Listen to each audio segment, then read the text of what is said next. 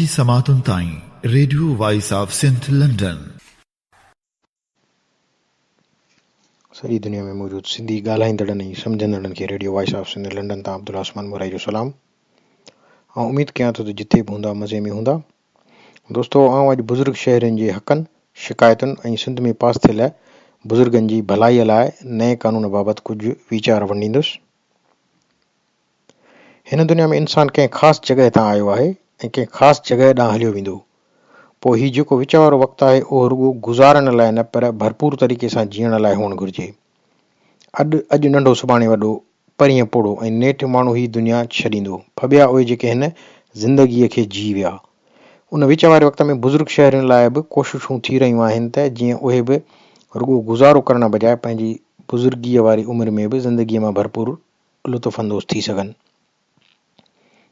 Living not just surviving, उहो नारो आहे हिकु बैन अल-अक़वामी तंज़ीम हेल्प एज इंटरनेशनल जो, जेका दुनिया में वॾी उमिरि जे माण्हुनि जे हक़नि लाइ कमु करे रही आहे। संदन मुख्य ऑफिस त लंडन में आहे, पर संदन ज़ेली ऑफिसूं ऐं ॿियनि तंज़ीमुनि सां सहकार ऐं राब्तो तक़रीबन पूरी दुनिया में फैलियल आहे। संदन ख़्यालु आहे त इंसानी हक़ बि रुॻो ज़िंदगी गुज़ारणु नाहे, पर ज़िंदगीअ खे बामायना गुज़ारणु आहे। हिन तंज़ीम पंहिंजे सहकारी तंज़ीमुनि सां गॾिजी दुनिया जे 23 मुल्कनि मां 539 वॾी उमिरि जे मर्दनि ऐं औरतुनि जा इंटरव्यू कया ऐं खेनि हिन उमिरि में पेश ईंदड़ मसइलनि ऐं उन्हनि जे हल बाबति संदन सलाह मशवरा वरिता। मसइलनि जिन बाबति सलाह मशवरा वरिता विया, मिसाल तौरु सोशल प्रोटेक्शन ऐं सिक्योरिटी, पेंशन जे पैसनि ते छा वठी सघनि ऐं छा न वठी सघनि, नयनि ईजादुनि बाबति तइलीम ऐं सिख्या, सिहत जा मामला बहस हेठि आया। उहे इंटरव्यू दुनिया जे मुख़्तलिफ़ मुल्कनि मसइलनि कीनिया, उर्दन, Moldova, Nepal, Rwanda, Sudan, Denmark, Argentina, Finland, South Africa, Serbia, Tanzania, Lesotho, Tajikistan, Kyrgyzstan, Slovenia, Mauritius, Myanmar, Mongolia, Zambia, Ukraine ऐं कैम्बोडिया जे वॾी उमिरि जे माण्हुनि जा कया विया। रिपोर्ट पढ़ण खां पोइ जेके ॻाल्हियूं साम्हूं आयूं, उन्हनि में किन शिकायत कई त संदन पेंशन सफ़ा घटि आहे, जंहिंमां तमामु घणी ॾुखियाईअ सां गुज़र सफ़र थिए थो। पेंशन मिलण खां पोइ बिल पियारियूं था, दवाऊं वठूं था, बाक़ी तमामु थोरा पैसा खाधे पीते लाइ बचनि था, जेके हिकु हफ़्ते अंदरि ख़तमु थी वञनि था, या असां रुॻो हिकु ॾींहं में हिकु वेलो मानी खाई सघूं था। पर अमीर मुल्कनि जे माण्हुनि या उन्हनि जिन पंहिंजे पघार मां बचत पे कई, तिन जो ख़्यालु हो त असां जी पेंशन या बचत तमामु बुनियादी ख़र्चनि लाइ ठीकु आहे। किन शिकायत कई त खेनि ॾंद हणाइणा आहिनि, पर खेनि ॾंदनि हणाइण जा पैसा न आहिनि। कंहिंखे आवाज़ ॿुधण जे औज़ारनि वठण जा पैसा कोन हुआ त कंहिंखे व्हील चेयर ते खती।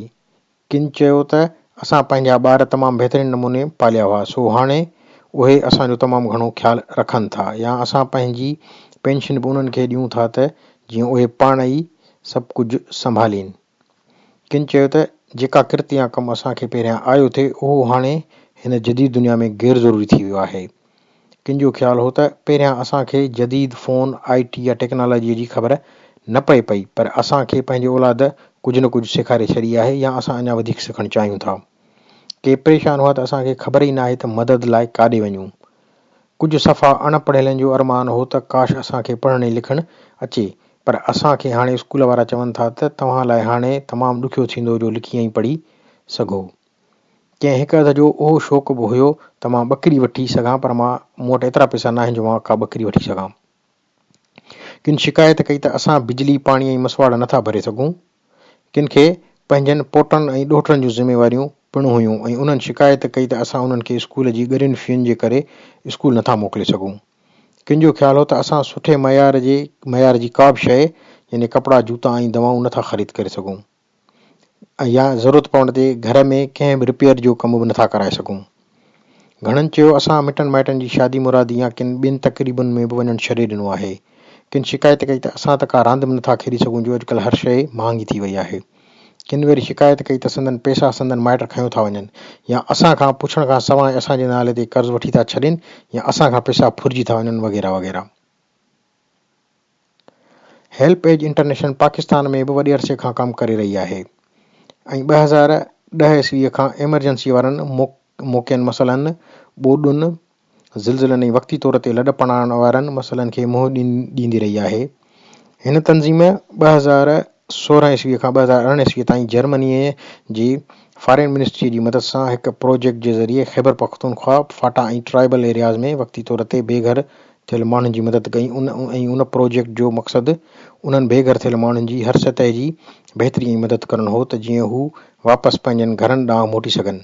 बकौल संदन रिपोर्ट जे त हिननि काफ़ी माण्हुनि जी ऐं मुख़्तलिफ़ तरीक़नि सां मदद कई आहे। मिसाल तौरु माण्हुनि खे किन शर्तनि तोड़े बग़ैर शर्तनि जे पैसा ॾियण त जीअं हू को नंढो धंधो शुरू करे सघनि, माण्हुनि जी अखियुनि जो इलाज कराइण या ॿियनि सिहत जे मसइलनि में संदन इलाज कराइण, व्हीलचेयर ॾियणु, इलाज मुआलजे लाइ मुफ़्त कैंपूं लॻाइण। संदन रिपोर्ट मां लॻे थो त हिननि काफ़ी माण्हुनि जी मदद करे खेनि ज़िंदगीअ तरफ़ मोटायो आहे। हाणे पाण अचूं था सिंध तरफ़।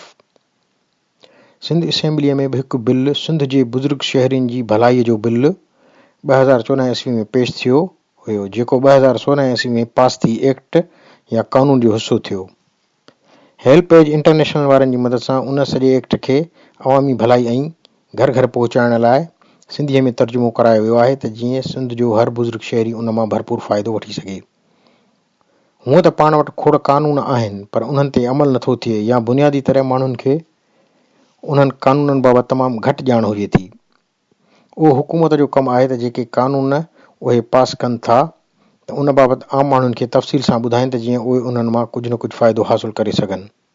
ऐं सम्झां थो त सिंध जे नौजवाननि खे हिन एक्ट खे आम करण लाइ अॻिते अचिणो पवंदो ऐं बुज़ुर्ग शहरियुनि जी मदद करणी पवंदी, छाकाणि त उहे नौजवान जेके पाण अॼु नौजवान आहिनि सुभाणे ज़ाहिरा वॾा थींदा ऐं बुज़ुर्ग थींदा ऐं अॻिते हली उहो एक्ट खेनि बि कमु ईंदो। हिन एक्ट जो मक़सदु सिंध जे बुज़ुर्ग शहरियुनि जी भलाई करण लाइ सहूलियतूं मुहैया करणु आहे। जॾहिं त सिंध जे बुज़ुर्ग शहरियुनि जी भलाई करण लाइ उन्हनि खे मुनासिब सहूलियतूं मुहैया करणु ऐं उन्हनि जी बुज़ुर्गीअ वारी उमिरि जी मजमूई बहितरीअ लाइ मदद शामिल आहे त जीअं मुआशरे में उन्हनि जी शमूलियत थी सघे ऐं उन्हनि लाइ मुआमला बहितर थी सघनि। उन सॼे अमल खे सूबाई सतह ते हिकु 15 मेंबरनि ते मुश्तमिल काउंसिल हलाईंदी ऐं उन कानून ते अमल कराइणु हर ज़िले जे डिप्टी कमिश्नर जी ज़िम्मेवारी आहे। उन एक्ट में सिंध जे बुज़ुर्ग शहरियुनि जिन जी उमिरि 60 या उन खां मथे आहे लाइ जिन सहूलियतुनि या फ़ाइदनि बाबति लिखियलु आहे उहो कुझु हिन रीति आहे त बुज़ुर्ग शहरियुनि जी ख़ुशहाली ऐं भलाईअ लाइ पॉलिसियूं ठाहींदी, बुज़ुर्ग शहरियुनि खे ज़रूरी सहूलियतूं ऐं फ़ाइदा ॾियण लाइ बुज़ुर्ग शहरियुनि जो कार्ड जारी कंदी, बुज़ुर्ग शहरियुनि जी जिस्मानी, जज़्बाती, मुआशरती ऐं मुआशी भलाई ऐं फ़ाइदे लाइ बुज़ुर्ग शहरियुनि जूं रहाइशगाहूं क़ाइमु करण जो कमु कंदी, बुज़ुर्ग शहरियुनि जी क़ौमी धारा में शमूलियत खे फ़रोग़ ॾियणु ऐं उन्हनि जे इल्म, महारत ऐं तजुर्बे खे ज़िंदगीअ जे मुख़्तलिफ़ शोबनि में इस्तेमालु करण जहिड़ा कम कंदी, क़ौमी ऐं बैनुल अक़वामी इदारनि ऐं गैर सरकारी तंज़ीमुनि सां राब्ता कंदी त जीअं बुज़ुर्ग शहरियुनि जी माली मदद ऐं ख़ुशहालीअ लाइ माली सहकार हासिलु करे सघिजे। सरकारी इस्पतालुनि में मुफ़्त में उमिरि सां लाॻापियल बीमारियुनि ऐं उन्हनि जे इलाज ऐं सिहत जूं ॿियूं सहूलियतूं ऐं दवाऊं फ़राहम कंदी। रिटायर थियल बुज़ुर्गनि खे संदन लाॻापियल इदारनि ऐं तंज़ीमुनि मां पेंशन ऐं ॿियनि रिटायरमेंट जे फ़ाइदनि वठी ॾियण में मदद फ़राहम कंदी। रोड ते हलंदड़ ट्रांसपोर्ट जे किरायनि में 25% रिआयत ॾियणु ऐं बुज़ुर्ग माण्हुनि जी ज़ाती इस्तेमाल जी ज़रूरी शयुनि, दवाउनि ऐं खाधे पीते जी शयुनि ते उन जे ठाहींदड़, विकिणंदड़ ऐं ख़िदमतूं फ़राहम कंदड़नि खां 25% रिआयत वठी ॾींदी। बुज़ुर्ग शहरियुनि खे तफ़रीही जॻहियुनि, सिनेमाउनि, थिएटर, घुमण फिरण जी जॻहियुनि, होटल, मोटलुनि, रेस्टोरेंटनि, खाधे पीते जी जॻहियुनि ऐं क़याम गाहुनि ते रिआयत वठी ॾींदी। लोकल काउंसिल जे ज़रिए बुज़ुर्ग शहरियुनि जे मौत ते उन जे गुस्ल, कफ़न ऐं तदफ़ीन जो बंदोबस्त ऐं इंतज़ाम कराईंदी।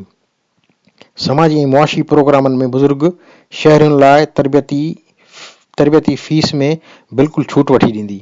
बैंकुनि, बचत मर्कज़नि ऐं टिकेट घरनि ते बुज़ुर्ग शहरियुनि लाइ ख़ासि सहूलियतुनि जो इंतज़ाम कराईंदी। बुज़ुर्ग शहरियुनि जी आमदनी ऐं बचत ते कंहिं बि खाते ऐं बैंक पारां का टैक्स न लॻंदी ऐं हू हर क़िस्म जी आमदनी बचत ते लॻंदड़ टैक्स खां आज़ा हूंदा।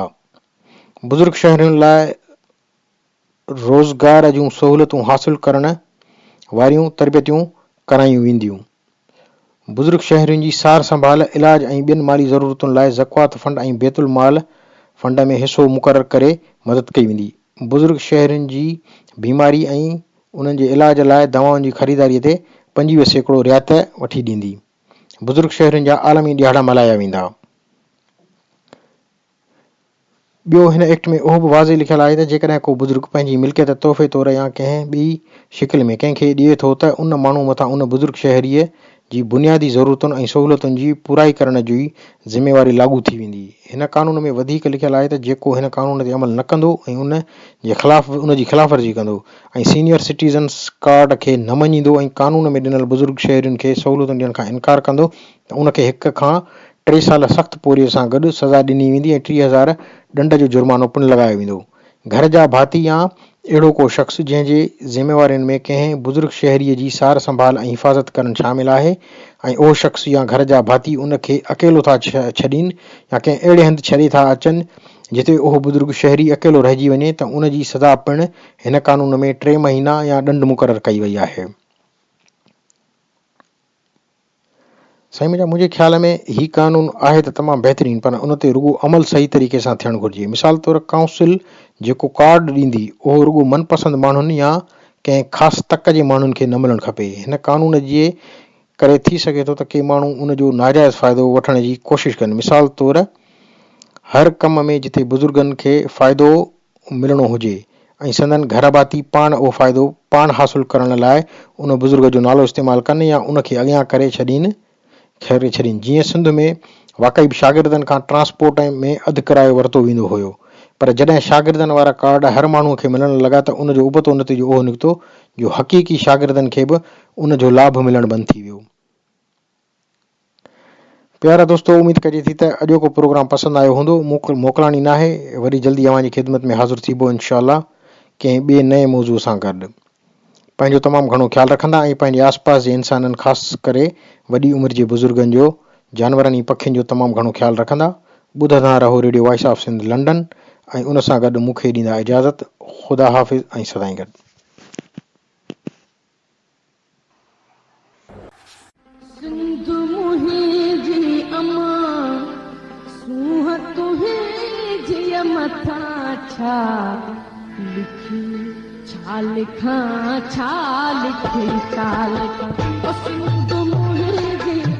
दुनिया जा सिंधियो हिक मुठ थी सिंध बचायो।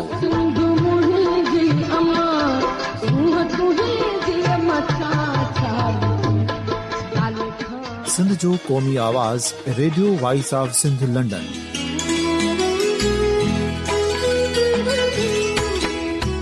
Radio voice of Sindh London पंहिंजी नशरियात में सिंध जी सियासत, समाज, इक़्तिसादियात, तारीख़, क़ौमी उमंगुनि ऐं अख़लाक़ियात मुतलिक़ सिंध जी हक़ीक़ी तर्जुमानी कंदे प्रोग्रामनि खे असराइतो बणाइण लाइ सिंध जे घण घुरनि ऐं धरतीअ सां प्यार कंदड़ अदीबनि, दानिशवरनि, सहाफ़ियुनि, उस्तादनि, वकीलनि ऐं हर तबिके जे मानवारनि सजणनि खे सिंध में शऊरी इनकलाब लाइ सहकार जो सॾु ॾियूं था। अचो त गॾिजी सूफ़ियुनि ऐं संतनि वारी सिंध जो ओज हिकु मुठ थी वरी वापसि आणण वारे सफ़र जा साथारी बणिजऊं।